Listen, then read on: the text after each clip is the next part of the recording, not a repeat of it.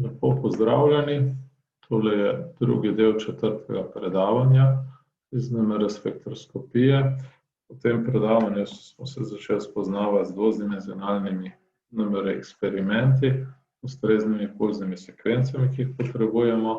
V prejšnjem delu smo spoznavali homonuklearne eksperimente, zakaj to so eksperimenti, ki korelirajo isti tip atomov v dveh dimenzijah. Zdaj je čas, da nadaljujemo zgodbo in en eksperiment, ki povezuje, na primeru bomo pokazali protona in jedra C13, je tako imenovan head-core. Zdaj za motivacijo, zakaj pa bi si želeli tak eksperiment. Tu je zdaj že rezultat tega eksperimenta, dvodimenzionalni graf, se pravi na eni osi imamo C13, kemijski premik C13 in to je os F2. To vidimo tudi iz eksperimenta, ker to je T2, če se spomnim, to je čas, ko teče akvizicija.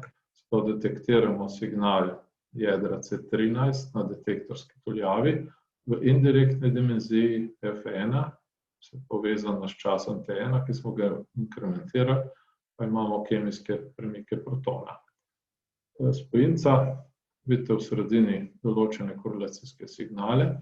Spojinca, s katere spekter je na sliki, je lidokain, samo mimogrede, to je lokalni anestetik, kemijsko vidimo, da je dimetilfenil, dietil, glicinamid. In tisto zdaj, kar je zanimivo, če bi uporabljali metode, ki smo jih do zdaj spoznali za asignacijo protonskega NMR spektra, bi se nanašali seveda na skalarne sklopitve, te eksperimente smo obdelali za asignacijo spektra C13, pa bi seveda morda se poslužili kakšnih metod editiranja ali pa selektivnega nasečevanja.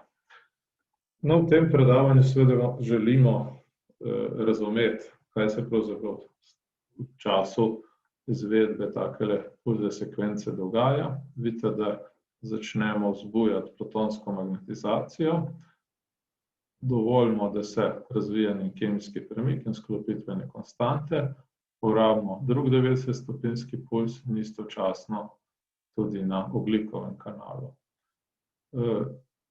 Upam, da se spomnite, da smo takle element že imeli v prejšnjem predavanju, 90 zamik 90 je služil za selektivno inverzijo magnetizacije. V času detekcije pa bomo heteronuklearno razklapljali, bomo razklapljali protone ali pa ne, to je seveda prepuščeno in tega se bomo tudi dotaknili.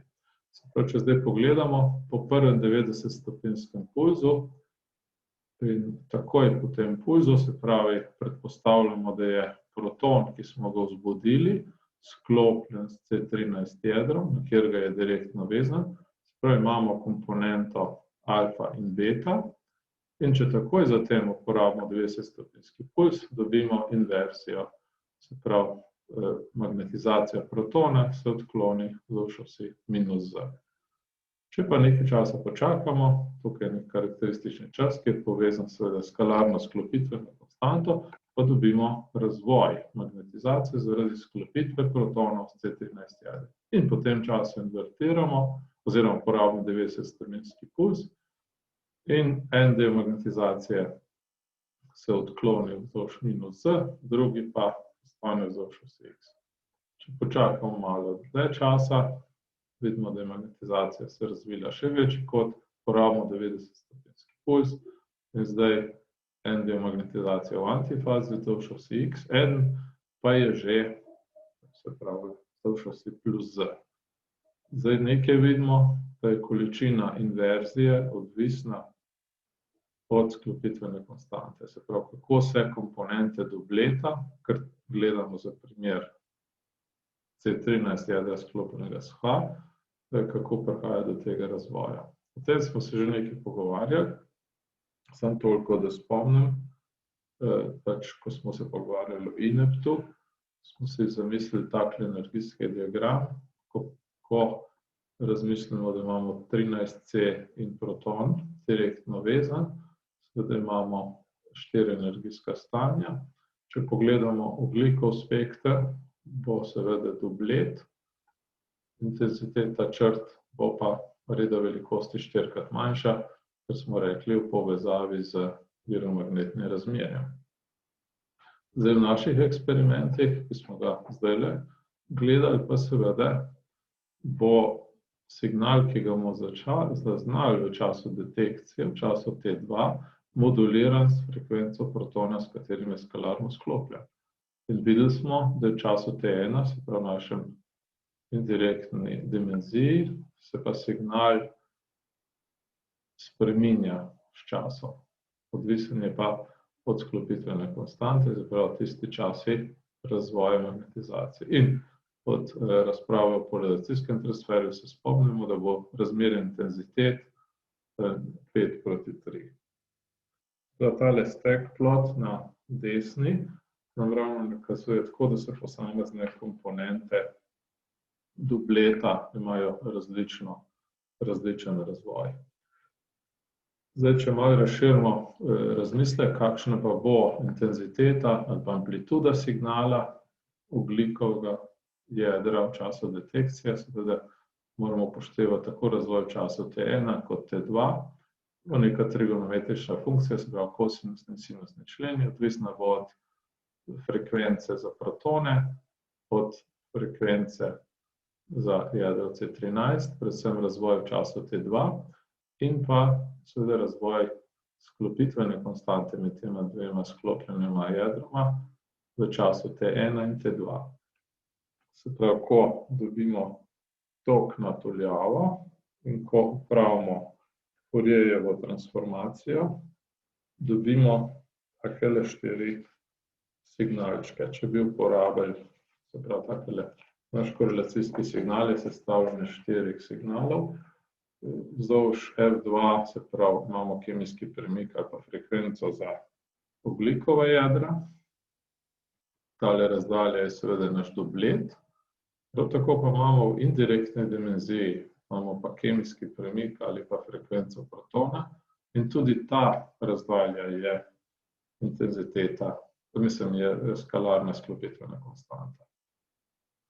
Tukaj še navedena ena taka območja, se pravi, tudi direktne sklopitvene konstante med 13C in 1H imajo dosti široko območje, seveda, kar je za kemike izredno zanimivo in pomembno, ker je seveda strukturno zanimivo. Zdaj lahko razmišljamo, da imamo informacijo, da sta dani ogljik s tako frekvenco, pa proton s tako frekvenco sta povezana, sta geminalna soseda in seveda intenziteta te informacije je zdaj razdeljena v 4 signale. Seveda smo istočasno zmeraj sklopitveno konstanto, ampak seveda želeli bi si pa recimo izvečati občutljivost, se pravi eksperiment bi radi izvedli tako, da do razvoja sklopitvene konstante ne bo prišlo.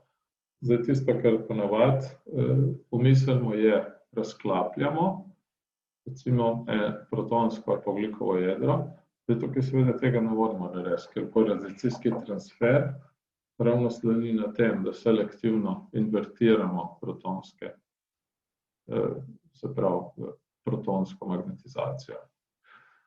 Zdaj, tukaj nam pride na pomoč seveda možnost, da v pulzno zaporedje dodamo spin eko element.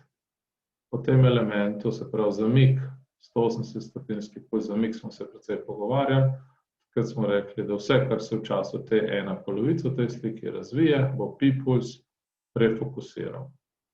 In upamo, da bo pi puls na ogljikovem kanalu v sredini T1, vse, kar se bo se pravi magnetizacija protona, ki se bo razvila, zaradi sklopitvene konstante, bo v tem drugem času T1 polovic refokusirala.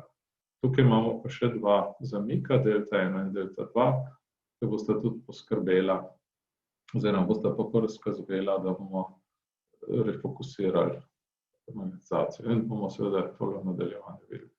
Pa si samo schematsko, se pravi z našim modelom vektorjem, pogledamo, kaj se dogaja. Se pravi, začnemo z vzbujanjem z 90-stopinskim pulzom protonske magnetizacije, imamo odklon ravnino XY, tukaj vzdolž XY, Takoj zatem začne razvoj sklopitvene konstante. To se pravi, zdaj opazovalec ni v sredini, se pravi, imamo beta in alfa komponento, tukaj schematsko pokazano, da je beta malo hitrejša. Potem pa porabimo 180-stopinjski puls na ogljikovem kanalu, se pravi, proton ni nič afektiran, to pa pomeni, da oznake sklopljenega partnerja spremenimo. Tisti, ki hitrejše postane alfa in tisti, ki počasnejše postane beta.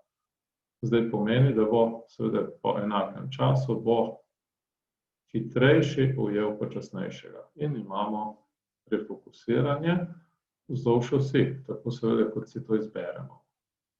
Zdaj pa delta 1, veliki delta 1, iz tega stanja, ko smo na koncu T1 dobili refokusiranje, dovoljimo razvoj magnetizacije, ker tega rabimo, da dobimo antifazo vzdolž osi Y, recimo po 90-stopinskem pulzu imamo inversijo. To je tisto, kar smo rabili za to, da se pravi neselektivno invertiramo protone. In to je, kar se dogaja na protonskem kanalu. Kaj se pa dogaja na ogljikovem? Prav, pi-puls invertira samo vzdolž Z in minus Z, potem po 90-stopinskem pulzu pa seveda imamo te dve komponenti vzdolž osi Y v tem primeru in če dovolimo nek čas, ki ga izberemo, delta 2, odvisen bo seveda od sklopitvene konstante, ogljika s sklopljenim protonom bomo, če bomo dovolj časa počakali, spet dobili refokusiranje. Jaz smo zdaj videli dovolj dobro razumeli vse to, se pravi, in to je zdaj povzročilo, da v našem podimenzionalnem spektru, kjer koreliramo ogljikove s fotonskimi resonancami vzdolž F2 in F1, dobimo en sam signal. In seveda vrh, položaj tega signala določa kemijski tako protona kot, se pravi, kot tako ogljikovega atoma kot protona vzdolž F1. Pa to sigurno je pomemben eksperiment, bomo pa v nadaljevanju kursa spoznali se še z eksperimenti, ki so bolj občutljivi in delajo tako imenovanem inverznem načinu. Tukaj zdaj že omenjam, da je to HSQC. No, predno tale del nadaljujemo našo razpravo, se moramo lotiti nečesa, kar rečemo v tem žargonu NMR phase cycle, samo da uvedem, zakaj pravzaprav gre, se pravi, do zdaj se nismo s tem obadali, verjeli smo, da uporabimo 90-stopinski puls, na primer, in predpostavljali, da je popolnoma odklonil magnetizacijo vzdolž ene od osi. Recimo, da pa pride do napake in se recimo določen del magnetizacije ne odkloni perfektno. In to bo seveda povzročilo, da bo po nekem, če razstavimo tale vektor, en del komponente bo vzdolž osi Y, drug pa bo ostal Z. In to seveda bo imelo, če bi bil to Poisson require, bo imelo vpliv na občutljivost eksperimenta. Pri kakšnih več pulznih eksperimentih pa seveda še kaj nadalje. Druga stvar je faza pulzov, se pravi, mi verjamemo, da smo puls uporabili vzdolž osi X, v resnici imamo pomehen zamik, se pravi, magnetizacija ne bo prišla vzdolž osi Y in seveda to bo imela svoj vpliv na spekter. In če gremo tako, kaj vse lahko gre narobe, imamo netočnosti v zamikih, se pravi delejih, imamo šum, bel šum, ki se pojavlja in ki prav tako generira signale v spektru.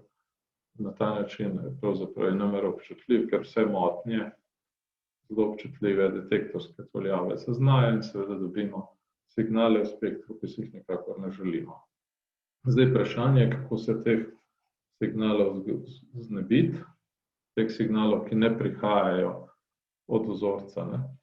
Jasno je, da v skladu z Murphyjevimi pravili so stvari, ki so problematične, še bolj problematične v večdimenzionalnih spektrih in seveda tisto, česar bi se radi znebili, raste, stvari, ki pa se jih želimo videti, se pa zbrišejo. Zdaj seveda iščemo pristope, kako bi se tega, pač ta težavo rešili. No in ten način lahko razmišljamo, da ima najenostavnejša pulzna sekvenca je pulse and decay, se pravi, uporabimo 90-stopinjski puls in zaznamo FID na detektorskih tuljavah. Zdaj pa, če pa poleg tega od zunaj naš detektor zaznava nek signalček, ki je lahko nek oddajnik, ki slučajno resonira pri naši omega nič, se pravi, bomo pa seveda ta signalček, ki ni prišel do vzorca, se pravi, ta oranžna puščica ustreza magnetizaciji recimo enega protona ali pa nekih atomskih skupin v naši molekuli, ta zelen je pa samo detektorskega tuljava ga zaznala. In po Fourier transformaciji v spektru dobimo pravi signal, pa ta signal, ki prihaja kot nek šum iz okolice. In zdaj seveda vprašanje je, kako naj se tega signalčka znebimo. No in porabimo ravno to dejstvo, da ta zeleni, se pravi signal iz okolice, seveda ne bo čutil 90-stopinjskega pulza. Se pravi, če mi zdaj v drugem koraku, v drugi ponovitvi eksperimenta porabimo puls vzdolž osi minus epsilon, bomo magnetizacijo odklonili na drugo stran, seveda signal, ki prihaja iz okolice, rečemo ponavadi vnemar spektroskopiji spike, tega ne bo čutil in po Fourier transformaciji bomo seveda spet zaznali ta signalček, pa signal, ki izhaja iz molekule, ampak signal iz okolice bo imel drugo fazo. Mislim, da je že hitro jasno, če kombiniramo prvi eksperiment in drugi in jo seštejemo, se bosta zaradi različnih predznakov te dva odštela. No, tukaj mogoče bi sem še spomnil, da ta rdeča črta pomeni detektorsko tuljavo, to je samo schematska predstavitev, da je enkrat vektor na eni strani, glede na detektor, drugič pa ne. No, in če tak fazni cikel, temu pa, da smo v eni ponovitvi puls uporabili vzdolž osi epsilon, drugi pa vzdolž minus epsilon, če takole zapišemo, temu rečemo fazni cikel. Po angleško phase cycle, se pravi v literaturi je to izraz, ki ga boste uporabljali. To je, Thaler že naredi svoje, govoril sem vam o kvadraturni detekciji, no seveda tam bomo tudi do tega še prišli. Mislim, da tudi če v tem začetni razpravi nam je hitro jasno, da verjetno želimo odkloniti vzdolž osi x, y, minus x in minus y. Potem pa seveda imamo tudi dva sprejemnika. Takrat, ko smo govorili, smo rekli, da hočemo zaznavati kosinusne in sinusne komponente in da jih rabimo, zato da lahko popravljamo faze, pa še kaj drugega. Velja tukaj posebej poudariti, da začel sem razpravo tako, ker je lažje za začetnike, da je phase cycle služi, da odpravimo imperfekcije, ki lahko pridejo na spektrometru, seveda so lahko tudi zaradi vzorca. Čisto zares prava uporaba tega pa je, da se znebimo signalov, tako imenovanih artefaktov, ki ne izvirajo iz vzorca ali pa ne sledijo poteku magnetizacije vzdolž naše pulzne sekvence. In to bomo seveda v nadaljevanju predavanja, temu rečemo izbira koherence, to bomo v nadaljevanju predavanja še gledali. Zaenkrat smo prišli do tega faznega cikla s 4 koraki, ciklops. No, ta prvi je PAPS, Phase Alternating Pulse Sequence, se pravi v prvi ponovitvi puls vzdolž x, v drugi vzdolž minus x, v tretji spet x, v četrti minus x. In sprejemnik mora biti, se pravi tudi sledi se spremembi faze. Tale slikica naj bi ravno to pokazala, da če spreminjamo fazo pulza, recimo porabimo vzdolž x in se pravi odkloni, če tako si zamislimo desno, minus epsilon bo tudi odklonjen tako, in če detektorska tuljava ostane vzdolž osi epsilon, in razumemo, da pojemanje vektorja pomeni pozitiven signal, ta pravokotni bo pomenil disperzijo, v drugo smer bo seveda negativen, ta bo spet pomenil disperzijo, ki je pravokotni, in če bomo to sešteli, bo rezultat bo seveda nič. Na tak način ne bo, in to je demonstracija, da mora spremembi faze pulza slediti sprememba faze detektorja. To seveda je pomembno za tiste, ki načrtujejo pozna zaporedja. Prej smo omenili fazni cikel 4 korakov, ciklops, to je akronim, v NMR jih je na stotine, za cyclically ordered phase sequence. Ne pričakujem, da boste memorirali take izraze, ampak ciklops verjetno bo ostal v spominu. Rekli smo, da je to s 4 koraki, gre pa za to, da detektiramo v času detekcije, akvizicije, se pravi v času T2 v našem dvodimenzionalnem eksperimentu, komponente magnetizacije vzdolž osi X in vzdolž osi Y. Se pravi, po vzbujanju prihaja do razvoja magnetizacije, vzdolž osi Y zaznavamo kosinusno obliko signala, vzdolž osi X pa sinusno obliko signala. In te ločeno shranimo in vedeli smo pri Fourier transformu, kako to potem deluje. V drugi ponovitvi smo uporabili puls vzdolž osi Y, magnetizacija se je odklonila vzdolž minus X, zdaj podoben razmislek pokaže, da zdaj pa vzdolž X, sinusna komponenta in seveda moramo, ko jih shranjujemo v spomin računalnika, to misliti. Ampak na ta način bomo seveda tudi detektorske tuljavce vzdolž osi X in Y boste imeli ustrezen fazni cikel, da bomo seveda zaznali tok v tuljavi. Če zdaj to še enkrat demonstriramo, tukaj je pa tako narejeno, da če je detektor vzdolž osi X in vektor vzdolž osi Y, zajemamo pozitiven signal, se pravi realna komponenta je absorpcija in seveda, če to lepo sledi, potem lepo dobimo ob 4 ponovitvah in pravilnem faznem ciklu bomo dobili seštevek signalov. To bi še enkrat povedal, ta fazni cikel ima 4 korake. Čeprav, če nam občutljivost eksperimenta zahteva, da naredimo več kot 4 ponovitve, bo 5. ponovitev tako kot 1., 6. kot 2. in tako naprej. Tako, s tem bi ta del predavanja končali.